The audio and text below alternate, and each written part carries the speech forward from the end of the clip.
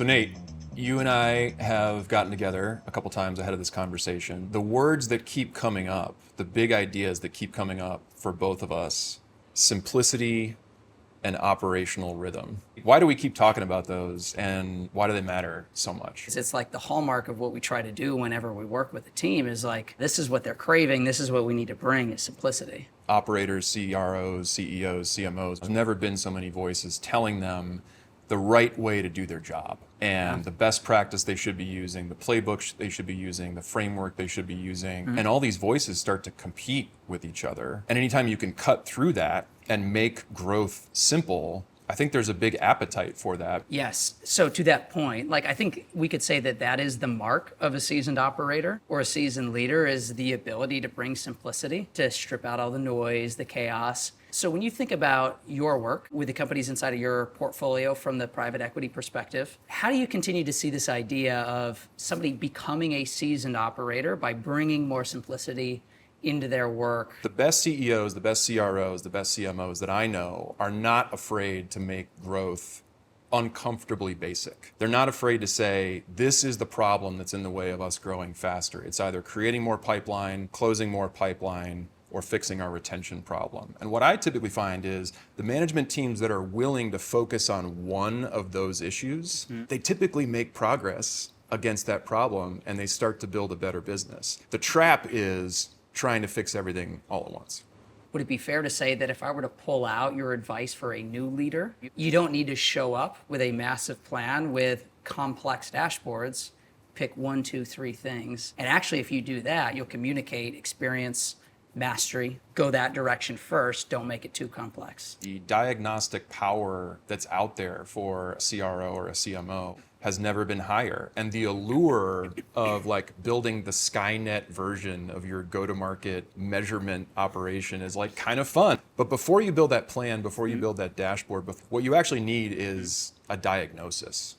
And a good diagnosis takes a stance. It takes a stance on what the biggest challenge or what the biggest opportunity is that you need to tackle to help beat this level of the video game and get to the next level as a company. Talking about a new leader, like my number one piece of advice and what I coach people on going into their first board meeting is often how to take that stance most effectively. And usually it's pointing out, hey guys, this is the problem. And here's the data that backs up this is the problem. And I kind of want your permission to only work on this for the next 6 months. Can I have it? And as an investor, I get really excited about that because I've seen it before that when you have that focus and when you have that commitment, stuff starts to get better. To define simplicity, simplicity is choosing what you'll ignore? It's stance taking. Okay. And good stance taking is both about what you are committing to and what you are leaving until later or leaving behind. And I think that point gets missed. And when you are 50 pages into a board deck, looking at a bunch of metrics that tell you what's going on, but don't tell you what the problem is, you kind of know that's what's happening. I think to that point is uncomfortably basic is actually kind of hard to do. And so when I think about, for example, what's the mark of a really effective deal review? So now bring it down to the level of you have a leader meeting, let's say on a key account, reviewing status. They should be able to come up to speed pretty quickly. And by pretty quickly, I mean like 60 seconds. That actually takes understanding deeply what's actually going on in this deal. Do we know enough? Have we discovered enough to strip away everything else and just focus on the essence of what are the major threats? What's the timing? What is left to be done that is planned? And to communicate that, like that's a very elegant way to run a deal review, is to be able to do that with just a 60-second single page. Here's what we need to know.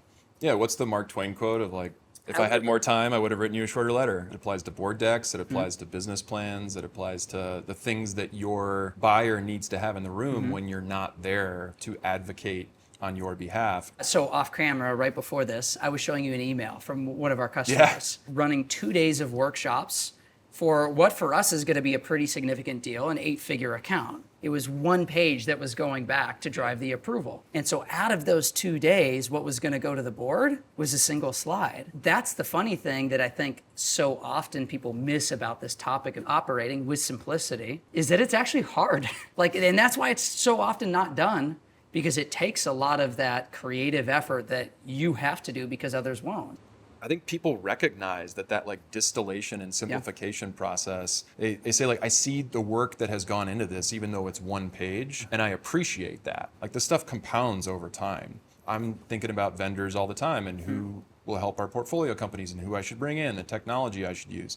I have a big time bias towards the people that keep it simple and recognize that I have a job to do that is beyond my day job to advocate on their behalf. And if they make that job more aerodynamic, more palatable, easier, I'm like, oh yeah, I want to work with those guys. Why isn't everybody doing this? Why isn't everybody on this simplification bandwagon? Because if you look in the world of sales and marketing, most of the time things are a little too complex. Well, I think hopefully we just took down the first one, which is a complexity bias. We think the right way is complexity, like, oh, this clearly should be better. So now that that's out of the way, I think there are two other things. One, the environment that we're operating in every day, every week, pulls us back into distraction, attention confetti. If you just show up by default, you're going to get pulled out of simplicity because everything around you is not simple. Yeah. We have to move in a different direction than we're being pulled. So I think that's the next reason. The third reason, I think, is we don't oftentimes see somebody with a strong framework to fall back on. And when we talk about things like, for example, what does a really effective board deck look like? We shouldn't have to reinvent that for every meeting. Yeah. When we're running a deal review, how do we keep it simple as we return to frameworks that guide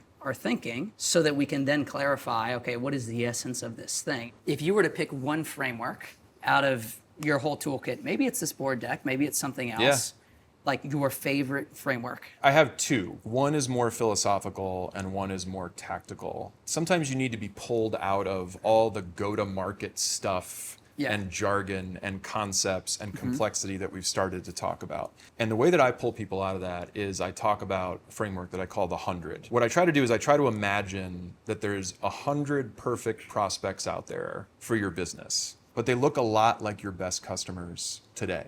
Okay. The people that bought fast and lucrative and happy and then stuck around. And with the technology that we have today, it's possible to know who they are, like down to the title, email, phone number, profile. So the question is like, why haven't they bought from you already if there's such a good fit? And the reason is there's some stuff in the way between you and them.